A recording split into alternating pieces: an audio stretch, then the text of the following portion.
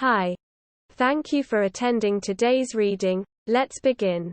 My first crush is a guy. I never understood why most guys went through an E.W. cooties phase when it came to girls. Nor did I get how it was considered taboo for guys to be into romance. I always loved romance and I always liked the idea of being in a relationship with a girl. And when I was in kindergarten, I developed my first crush on a girl, whom I'll call Hannah. I always loved talking and being around Hannah. Every opportunity I got I talked with her and hung out, be it at recess or lunch or free time. I even remembered that when it was nap time, I wouldn't go to my designated napping spot. It was near a window with the sun beaming down on my face. And instead lay next to her so we could hang out some more and talk. I never slept during nap time because I never felt tired. I even remembered we would pretend that the black dots on the ceiling tiles were stars and would try to see things in them. I even hung out with her outside of school a few times. We had a sleepover at her house where we watched a Land Before Time movie. Stuck a pencil into a fan to see what would happen. And I even remembered seeing her dad play a RTS game on his computer. I also remember going to her house for her birthday. But I don't remember much other than splashing around in the kiddie pool. Unfortunately, come first grade Hannah and I were placed in different classes, which meant we didn't get to see each other as often as we used to. It was sad, but we at least got to hang out during recess and lunch and talk about how much we disliked our teachers. Both first-grade teachers at our school were really mean. This continued on until second grade came around, where one day without warning, Hannah stopped coming to school. I never knew why. When I asked my mom about it, all she said was that she moved. But she never said where she moved to. I was really sad that I never saw her again after that. I asked my mom about her years later, but she doesn't recall Hannah at all. I wonder where she moved to and if she is doing okay. It makes me wonder if we had stayed friends. How would our relationship have turned out? Would we be like one of those stories where the childhood friends eventually realize that they had feelings for each other? Who knows really? I just hope that wherever Hannah is now, that she is doing okay and is living her best life. End of story. Next story. My dad ran away from home when he was young. Note. I overheard this at dinner. Not much detail. When my dad was young, he didn't like home and neither did his friend. They ran away for food. My dad's friend's little brother got them not frozen popsicles for fluid and some crackers for food. They were making the trip from Rockford to Madison. Along the way, they got into a semi-truck full of quarters from Toll. They scooped them up and took them. At Madison, 82 miles away, they used the quarters for a steak dinner. Keep in mind my dad is 52 years old now, so inflation was much Iowa. And ate it all when he was calling his mom to come pick him up. Bonus story. He also ran to Montana because his friend was there. No idea where. Just Montana. His friend would go. Any idea where we are going? Nah. Just north somewhere. End of story. Next story. When did you know? Someone once asked me. When did you know he was the one? Quote. Reflecting upon the past, one memory comes to my mind. My car died while I was looking for a new job. It was a terrible day for me. Newly unemployed and anxious. I called him to tell him what happened. He rescued me, fixed my car, and I knew I wanted to marry him then. It wasn't just that. A million little things add up to what I love about him. He can figure out how to fix anything. This incredible man I married is intelligent and witty. At times, we use humor to communicate. Laughing together has been my favorite part of marriage. When I saw he would always strive to meet my needs, I treated him the same. We have always had the concept of taking care of each other. In every way, this mutual respect and love helped me know this is the one for me.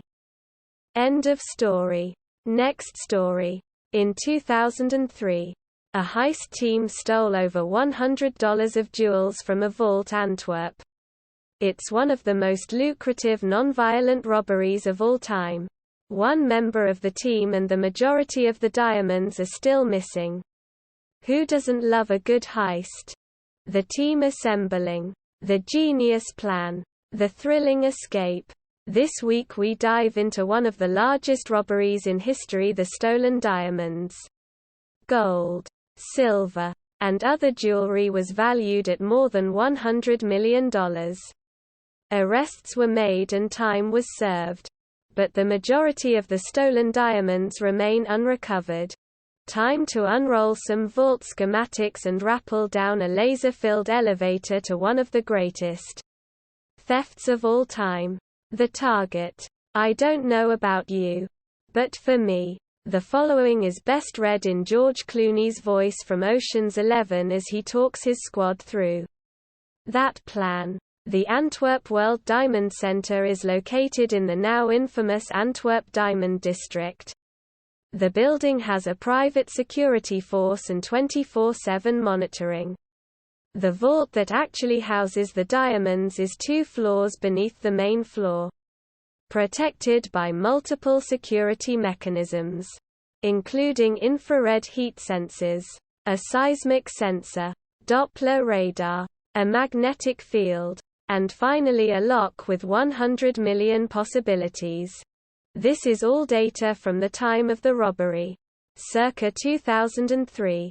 Most likely the security measures have been changed because of the team. Nicknamed the School of Turin, the team of thieves was led by Mr. Leonardo Notarbartolo.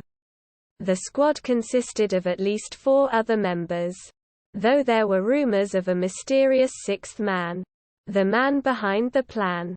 Just like with any good heist team, all of them had their own special alias and skill set. Speedy, anxious and paranoid. He was a longtime friend of Notarbartolo. The monster, a tall, muscular man. He was an expert lockpicker and mechanic. The genius, the alarm systems specialist, the king of keys.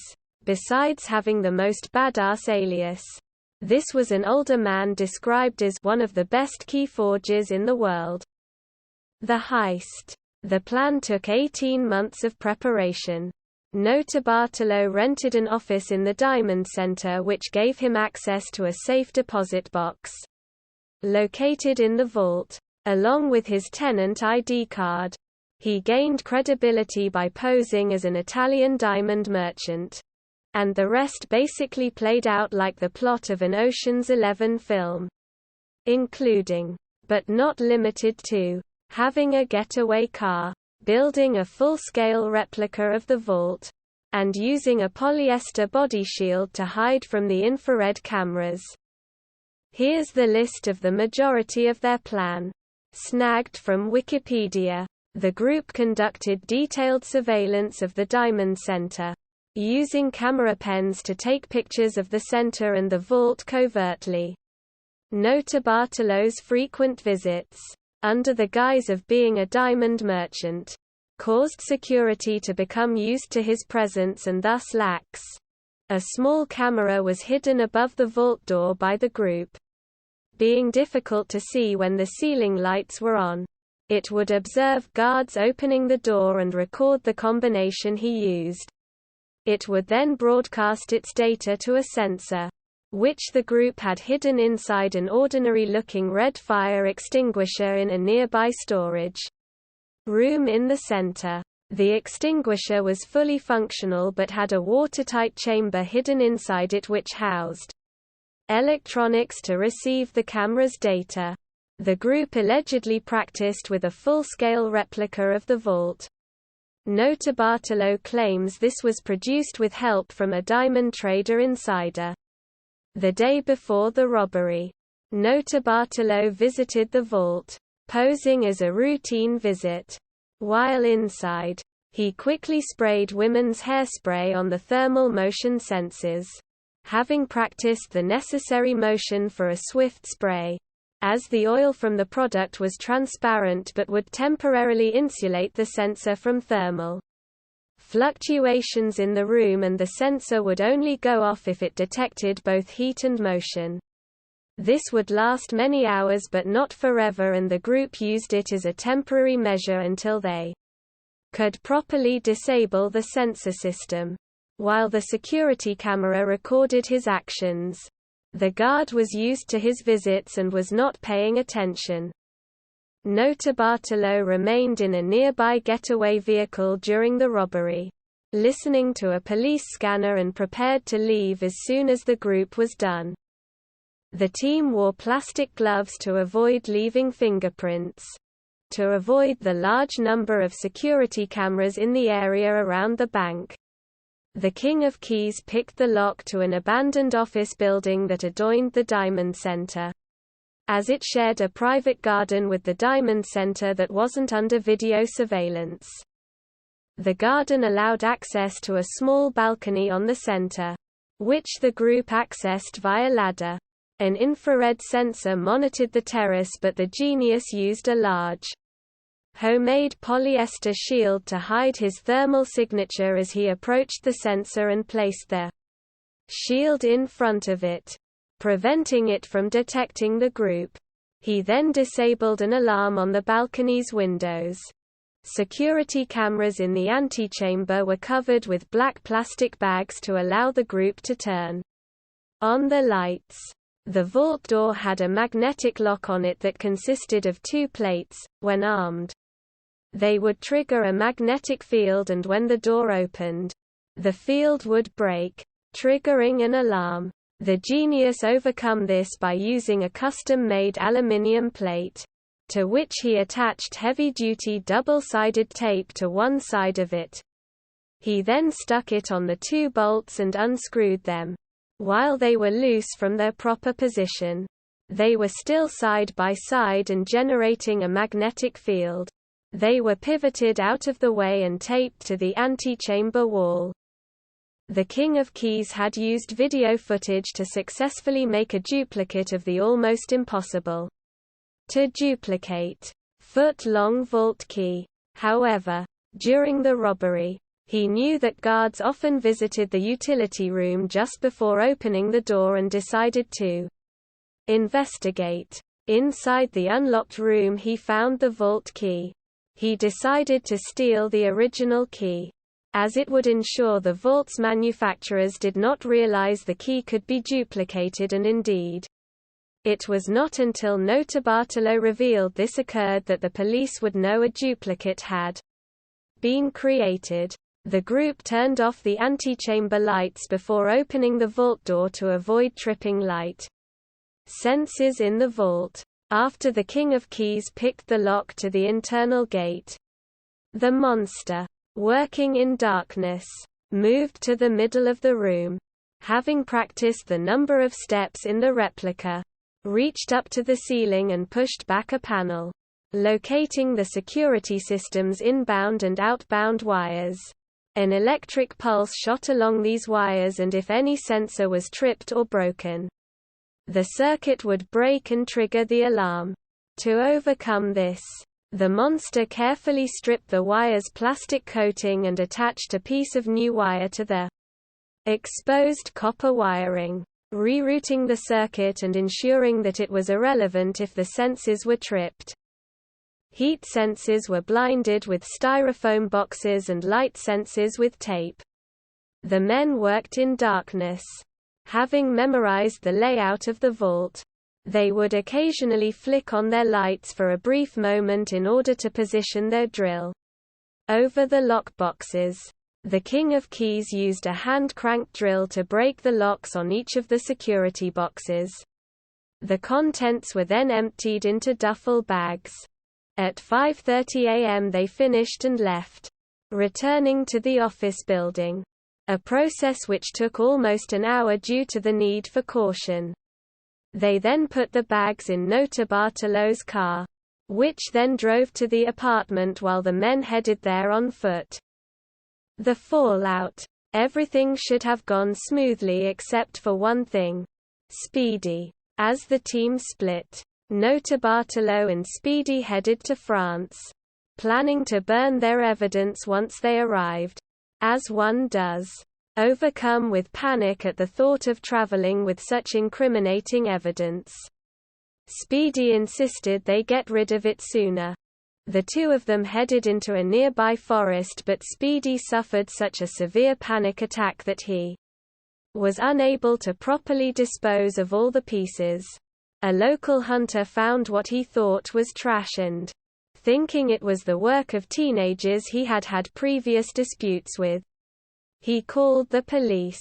They found enough evidence to lead him to Notarbartolo. He was sentenced to 10 years in prison. In an interview after the crime, Notarbartolo claimed that an unidentified diamond merchant had hired them, claiming the robbery was part of an insurance fraud.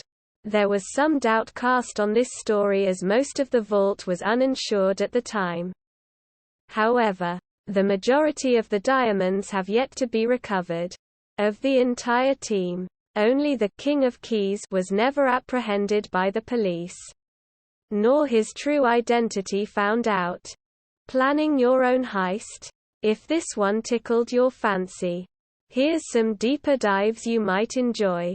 The BBC article, Lad Bible's longer take. Also, I'm Andy. If you like stuff like this, my writing partner and I have a free weekly newsletter about mystery, crime and pop culture. We'd love to write it full-time, and the more of you reading, the likelier that becomes. Check us out. https://mysterynibbles.substack.com/ We also have a subreddit. Mystery Nibbles, come join the party. End of story. That is all for today.